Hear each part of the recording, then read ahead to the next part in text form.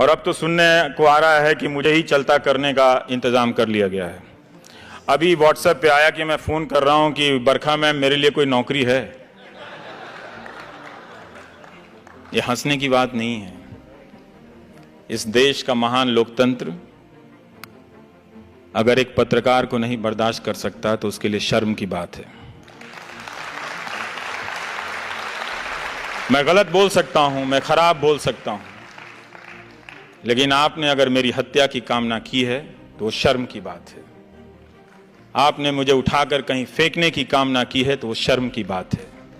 ये गांधी के देश में कभी नहीं हो सकता था। जो गांधी अंग्रेजों से लड़ते थे मगर उसे भी शत्रु नहीं कहते थे। हम उस देश के हैं। आप मेरा मजाक उड़ा रहे थे उस दिन। वो सबसे शर्मनाक दिन था जब मेरा फोटो तरह तरह से ट्विटर पे बनाकर चलाने लगा। किसी ने टीका लगा दिया, किसी ने गेरुआ लगा दिया। मैं पहनता हूं भाई गेरुआ, तुम पहनाओगे तो थोड़ी पहनूंगा।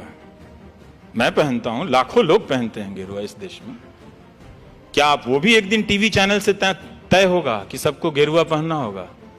वो तो हम पहनते हैं अपने अपने पूजाओं में। और ये मजाक चल रहा था तो मैं यही सोच रहा था कि क्या एक अदना सा पत्रकार इतना महत्वपूर्ण हो गया कि उसे विस्थापित करने के लिए हुकूमत इतनी चालें चलेंगी? और क्या हम नहीं जानते कि कॉरपोरेट में टेक ओवर कैसे होता है? आपने दुनिया का इतिहास नहीं पढ़ा? और क्या आप हमेशा ये होता रहा है इसीलिए होते रहने देंगे? होते रहने दीजिए। आपको लगता है कि आपको फर्क नहीं पड़ेगा, फर्क आप ही को पड़ेगा। फर्क आप ही को पड़ेगा जब आपकी आवाज पहुंचने के हर रास्ते बंद कर दिए जाएंगे।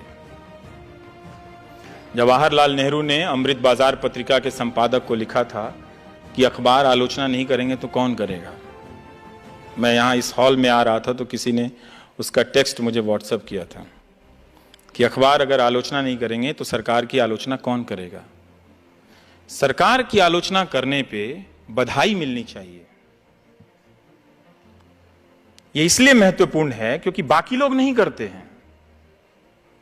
99% मीडिया एक गोदी मीडिया बन गया है। अब रोना रो रहा है कि जो 1% है वो भी गोदी मीडिया है। कमाल है साहब, कमाल है। सारा मीडिया खरीद के जेब में रख लो और दिन भर प्रोपेगेंडा, हिंदू मुस्लिम एजेंडा चलाते रहो और कहो कि गोदी मीडिया दूसरी तरफ भी है। अपने देश को अपनी आंखों से देखिए।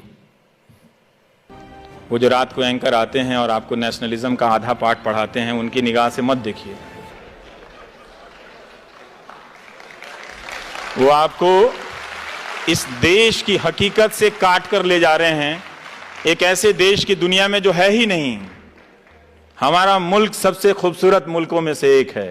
कॉरपोरेट हमारा बड़ा कमाल का है। उसने पहले मीडिया को नेताओं के यहां पहुंचाया, नेताओं ने मीडिया को अपने पास रख लिया। अब कॉरपोरेट मीडिया तो खरीद लेता है कई तरह के चैनल, लेकिन बोल वो भी नहीं पा रहा है बेचारा। जीएसटी से परेशान है, उसका धंधा चौपट है, बैंकों के खून निकल रहे हैं, बह रहे हैं, वो घाटे में दबे जा रहे हैं, मरे जा रहे हैं, कोई बोल नहीं रहा है। क्या बात है भाई, तुम भी डर गए? तुम तो बड़े बड़े चैनल खरीद लेते हो। किस लिए खरीदते हो? डरने के लिए? हमने डर में इतना निवेश नहीं देखा। जब डर प्रॉफिटेबल हो जाए तो जनता को सतर्क हो जाना चाहिए, क्योंकि इसमें उसका घाटा है, फायदा 2-4 लोगों का होता है। तो वो डर को प्रॉफिटेबल बिजनेस बना रहे हैं। और यही हो रहा है कि ना कॉरपोरेट बोल पा रहा है, ना जनता की आवाज पहुंच रही है, और लोग सड़कों पर अपने सवालों को लेकर खड़े हैं। शिक्षा मित्र रोज फोन करते हैं कि हम 1.25 लाख की संख्या में, हमारी आवाज कोई नहीं उठाता है। रोज रोते हैं बेचारे। तो नए नए तर्क गढ़े जा रहे हैं, आपकी आंखों में इमेज झोंके जा रहे हैं। मैं उम्मीद कर सकता हूं कि मेरा समय खत्म हो रहा होगा, लेकिन 2-4 बातें यही है कि लोकतंत्र की लड़ाई को आप आउटसोर्स मत कीजिए। गांधी की तरह सत्य के रास्ते पे चलिए, क्योंकि हमारे देश में सच बोलने का इकोसिस्टम नहीं है। इसे हमें स्वीकार कर लेना चाहिए। और इस इकोसिस्टम को हमने नहीं बनने दिया है। जो भी जरा सा चलता है हम उसे पागल घोषित कर देते हैं। जो ईमानदार होता है, कोई कलेक्टर आ गया, वो ऑनेस्टी से काम करता है, उसी के रिश्तेदार बोलेंगे पागल हो गया। ये दुनिया बदल देगा क्या? अब तक आप झूठ के साथ खड़े रहे हैं, कुछ साल तक सच के साथ खड़े होने का प्रयास तो कीजिए, हो जाएगा। वो राजा हरिश्चंद्र की जो कहानी सुनाई जाती है कि वो बर्बाद हो गए, बने थे सत्यवादी चलने, पूरा परिवार तहस नहस हो गया, अंत में उनके पास कुछ भी नहीं बचा। ये कहानी इस देश में सुनाई जाती है राजा हरिश्चंद्र के लिए की। पता है क्यों? क्योंकि आप हमेशा डरे रहे। और ये कहानी कौन सुनाता है पता है? जो पावर में होता है।